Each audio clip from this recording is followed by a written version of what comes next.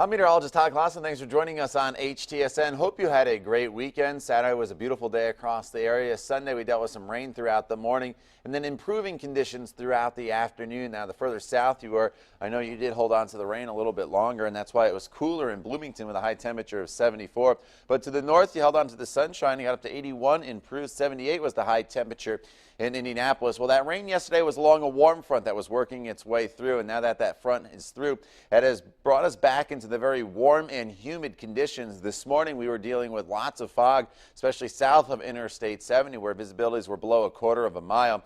And throughout the day today, we're going to be very, very humid. Temperatures will be up into the mid-80s. It's going to probably feel more like Florida than central Indiana.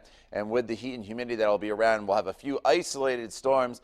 No fronts coming through, nothing really to sustain these storms, so it's going to be probably more of a tropical-like downpour as we get into the afternoon hours. Here and there, it's going to be spotty, and then the downpour will come down, and then basically that storm will fizzle away. So we're not looking at all-day rains, and for the most part, it's a dry day. Just know that as we get into the afternoon hours, there will be the chance of a few spotty storms, especially to the south of Indianapolis. 84 will be our high temperature. You have evening plans once the sun starts to go down.